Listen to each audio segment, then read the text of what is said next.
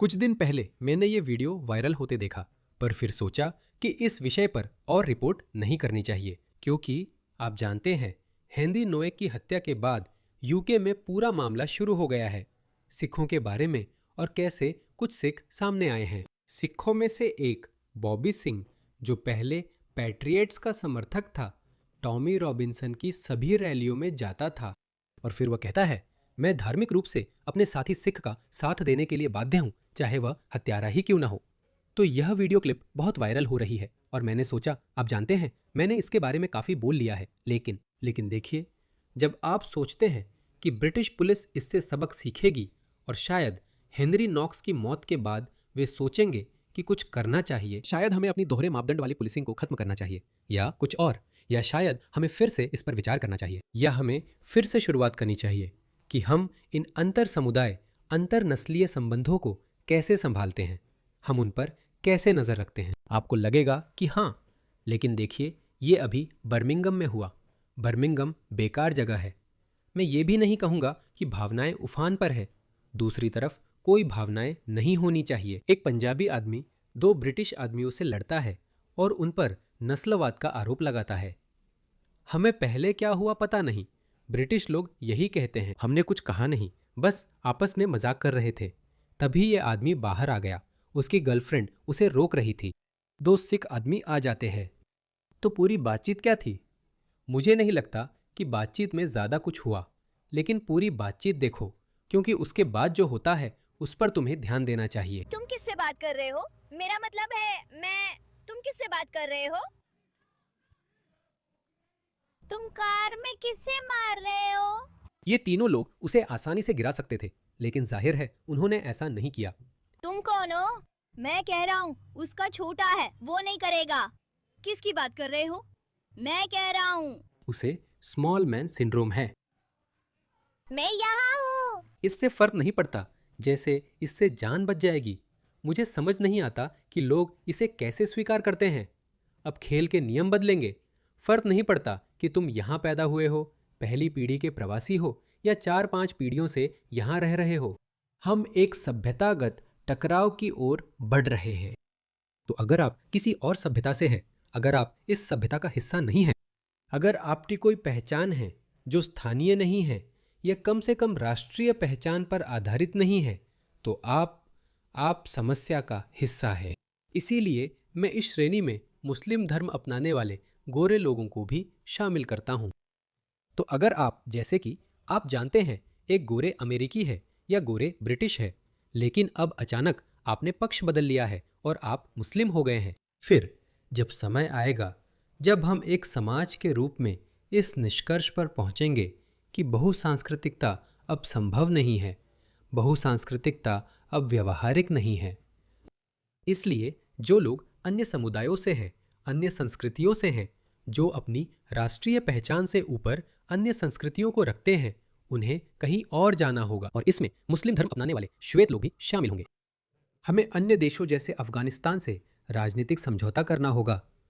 क्या आप इन लाल बालों वाले गोरे धर्मांतरितों को लेंगे जो पश्चिम में फिट नहीं होते? इसलिए मैं कहता हूं कि जातीय राष्ट्रवादी तर्क बहुत बेवकूफ़ी है। एथनेट्स मुझे हटा देंगे, लेकिन मुस्लिम धर्म अपनाने वाले श्वेत लोगों का क्या होगा? अगर आप इसके बारे में कुछ नहीं करते हैं तो आप उन लोगों की यही संख्या बढ़ने और इस्लाम फैलाने की संभावना छोड़ रहे हैं। यही ठीक वही हुआ था रोमन साम्राज्य के साथ, प्राचीन रोम के साथ यही ठीक वही हुआ था। ईसाई धर्म ने रोमन साम्राज्य प्राचीन वाले को नष्ट करने में बहुत बड़ी भूमिका निभाई, क्योंकि रोम अपने मूल्यों के आधार पर एक महाशक्ति बना था। लेकिन जब ईसाई धर्म आया, जाहिर है आप जानते हैं, ग्लैडिएटर मुकाबले ईसाई मूल्यों के खिलाफ होने के कारण प्रतिबंधित हुए और कई चीज़ें भी बदलती रहीं। बिजान्टाइन साम्राज्य एक आधुनिक ईसाई रोमन साम्राज्य के रूप में स्थापित हुआ। इसी कारण ये फला फूला और ज़्यादा समय तक टिका रहा। तो आप क्या करने वाले हैं? आप पश्चिम में श्वेत मुस्लिम धर्मांतरितों को यूं ही नहीं छोड़ेंगे।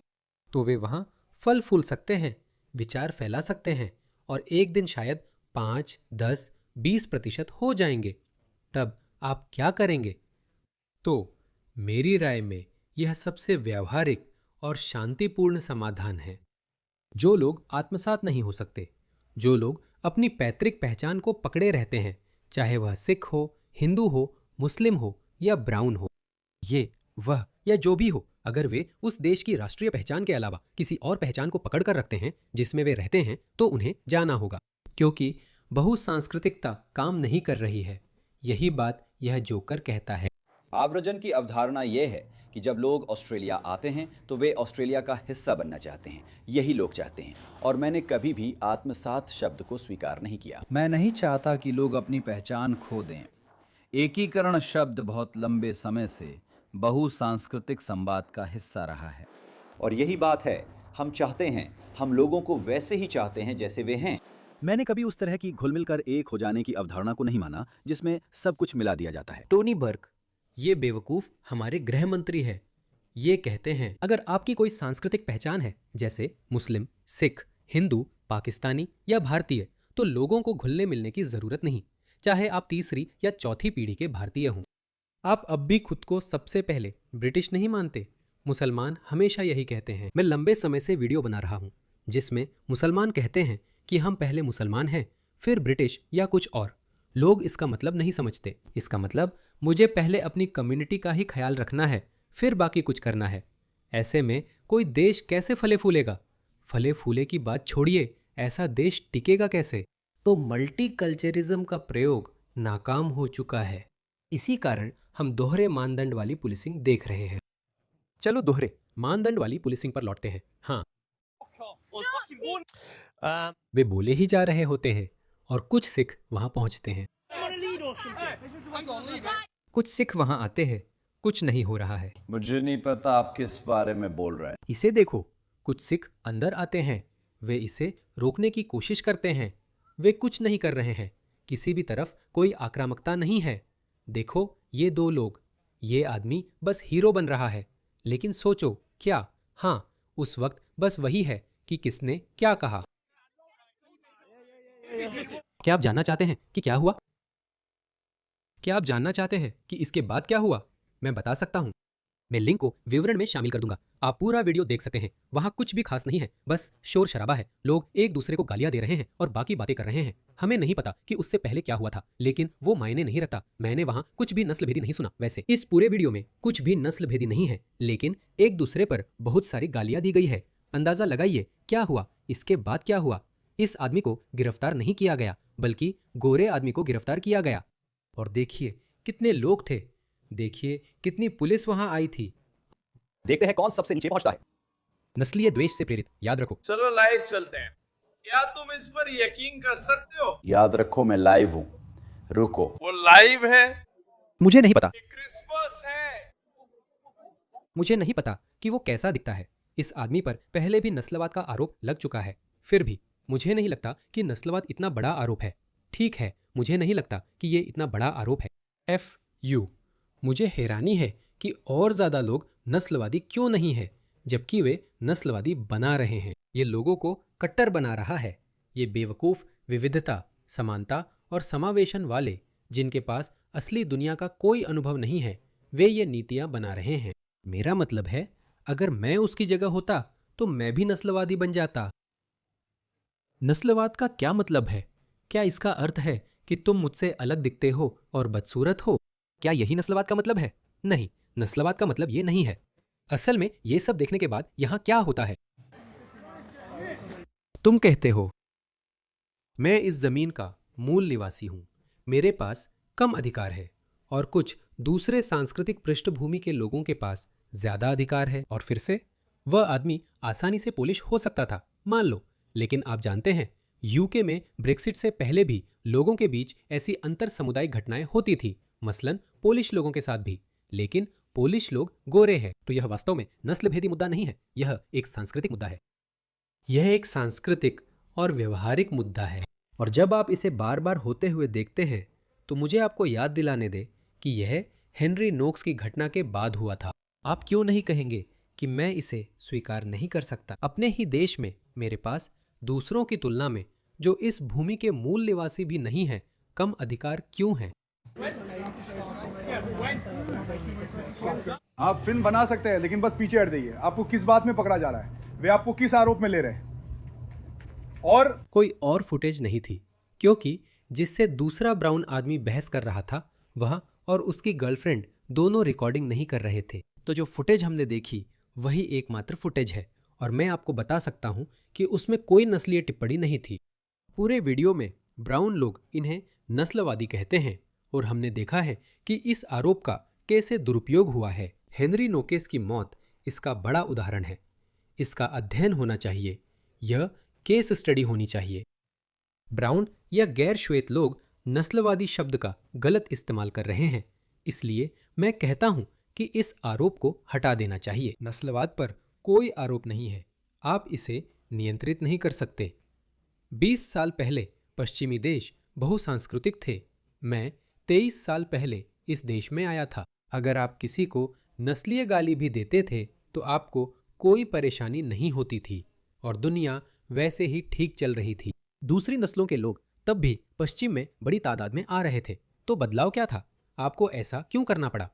DEI आया, वोक मानसिकता के साथ। वायरस आया, वो क्या था लेकिन कब? तुम अच्छे क्यों नहीं हो सकते? सही है, सबसे पहली चीज जो मैंने की वो थी पिच पे जाना। हाँ, तुम किस लिए आए हो? अरे क्या सेक्शन 5? वो सब क्या किस लिए? फंक्शन वाले लोग, हमने पुलिस के पास जाके उन्हें कुछ पटाखे और ड्रग्स दिए, ड्रग्स, और फिर उसे गिरफ्तार कर लिया। ये दूसरी बार है जब उसे ड्रग्स के लिए रोका गया। मुझे नहीं पता कि वो, उम्मीद है तुम्हें बोलने की आजादी नहीं मिली।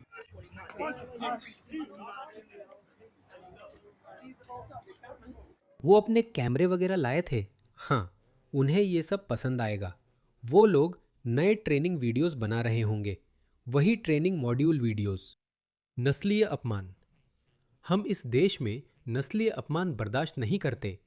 इस स्किन हेड को देखो, गिरफ्तार हो रहा है। हम नस्लवाद से ऐसे निपटते हैं। तुम सबको नस्लवादी बना रहे हो। लोग पहले ऐसे नहीं थे, अब बन जाएंगे। हाँ, संस्कृतिवादी या जो भी, मुझे नहीं पता। नस्लवाद कभी कोई चीज नहीं थी। सच में ये कोई चीज नहीं थी, यहां तक कि पी बैशिंग जैसा कि लोग कहते हैं। और मैं पाकिस्तान से हूं। मुझे वो शब्द इस्तेमाल करने की इजाजत होनी चाहिए। मुझे लगता है यूट्यूब इसे नहीं समझेगा। वो क्रिश को दे दो, क्रिश। हाँ बिल्कुल, हाँ। किस चक्कर में फंसे हो दोस्त? जेसन अभी गिरफ्तार हो, बाकी सब। और वे उसे मुसलमानों के साथ एक सेल में डालने वाले हैं। तो मैंने कौन सा आरोप बताया? मुझे नर्क का हक है ना? इसे साबित करने के लिए आगे बढ़ो। हाँ, तुम्हें करना ही होगा। मुझे तुम्हें ना देखने का हक है। यह भयानक है, ये भयानक है। इन लोगों को देखो, ये हमेशा कहते हैं कि हम सिर्फ आदेशों का पालन कर रहे हैं, और सच में कर भी रहे हैं। क्या उन्हें वाकई आदेशों का पालन करना चाहिए? खैर, दरवाजा बिना झंझट बंद करना था, है ना बर्नर? तो कोई झंझट नहीं थी फिर। दोस्तों, ये दोहरे मानदंड वाली पुलिसिंग है। दोहरे मानदंड वाली पुलिसिंग साफ दिख रही है। मैं डरा और चिंतित हूं। यहां भी ऐसा ही होने वाला है। असल में मैं आपको एक और चीज दिखाता हूं। ठीक है, दोहरे मानदंड वाली पुलिसिंग का एक और उदाहरण। माफ कीजिए, मुझे नहीं लगता कि मुझे इस पर अलग वीडियो बनाना चाहिए, तो इसे सुनिए। यूके की एक गोरी महिला का कहना है कि उसके घर के बाहर प्रवासी समूह ने उसे बार बार परेशान किया। मैं दिखाता हूं ये किस तरह के लोग हैं। इसे देखिए, यह जर्मनी में हुआ था। यह जर्मनी की एक ट्रेन में सामने आया। इसे देखिए, उसे देखिए। हाँ, यह हमारी महिलाओं के साथ हो रहा है। हर जगह, सड़कों पर, सार्वजनिक परिवहन में, हर जगह।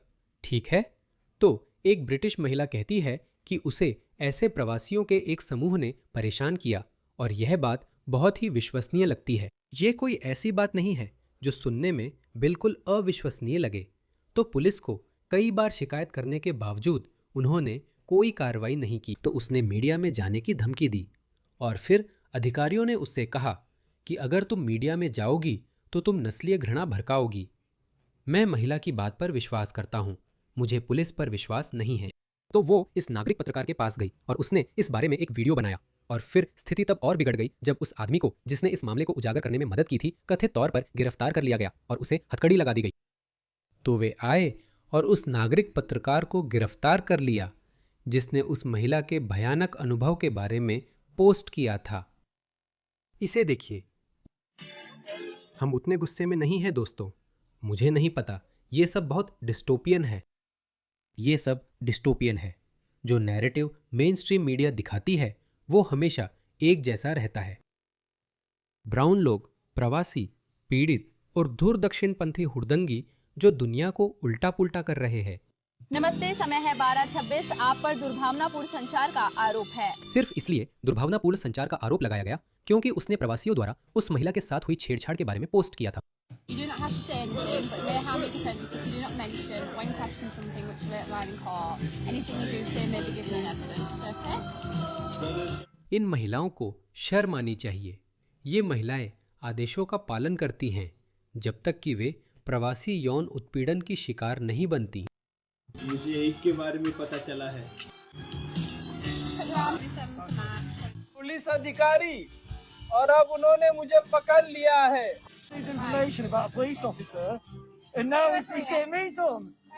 क्या वो है? क्या वो है? हाँ। ठीक है, हमारे पास जो भी जानकारी है वो सब जनता के सदस्यों से मिली है, सही है।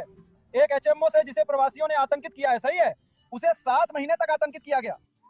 प्रवासियों ने उसे 7 महीने तक डराया। कैसे?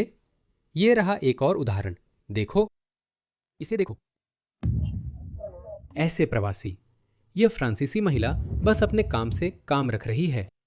इस शानदार प्रवासी ने उसके पास आया और वह उसके साथ सोना चाहता है। ऐसे प्रवासी, ये हो रहा है। मैंने ऐसी सैकड़ों कहानियां कवर की हैं। ऐसी वाकई हजारों घटनाएं अभी हो रही हैं। और ये उस मासूम ब्रिटिश महिला के साथ हुआ। उन्होंने उसकी बात नहीं सुनी। उन्होंने रिपोर्ट करने वाले को गिरफ्तार किया। अगर आप इसकी रिपोर्ट प्रेस को देंगे तो हम आपको नस्लीय घृणा भड़काने के आरोप में गिरफ्तार कर लेंगे। माफ कीजिए, मुझे फिर से शुरू करने दीजिए। हमारी सारी जानकारी आम जनता से मिली है ना। एक एचएमओ से जिसे प्रवासियों ने आतंकित कर रखा था, उसे 7 महीने तक आतंकित किया गया, लेकिन उन्होंने कुछ नहीं किया। उन्होंने धमकी दी कि अगर आप प्रेस को रिपोर्ट देंगे तो नस्लीय घृणा भड़काने के आरोप में गिरफ्तार करेंगे। यही उसकी मां से भी कहा जब प्रवासी घर में घुस आए और आतंकित किया उसे। वे हमारे घर के अंदर घुस गए। वाह! उसके घर की खिड़की से, है ना, और पीछे के बगीचे में छुप गए। उसके और बच्चों का उसके घर से वीडियो बनाना शुरू कर दिया, है ना। और वो प्रेस के पास गई और पुलिस ने उससे कहा, है ना, पुलिस ने उससे कहा अगर तुम प्रेस के पास जाओगी, अगर तुम जाओगी तो हम तुम्हें नस्लीय घृणा भड़काने के आरोप में गिरफ्तार कर लेंगे, क्योंकि उसने कहा कि मैं प्रेस के पास जा रही हूँ। अगर तुम्हारे पास यहाँ के लिए वो है और चिंताएं अखबार में आ गई तो प्रेस फिर मिलेगी। तुम राक्षस जैसी बर्ताव कर रही हो। मैं तुम्हारा पिता हूँ। मैं चाहता था, और एक महिला माइकल से डरी हुई थी, उसे गिरफ्तार किया जा रहा था। उसके इलाके में एचएमओ उन होटलों में से है।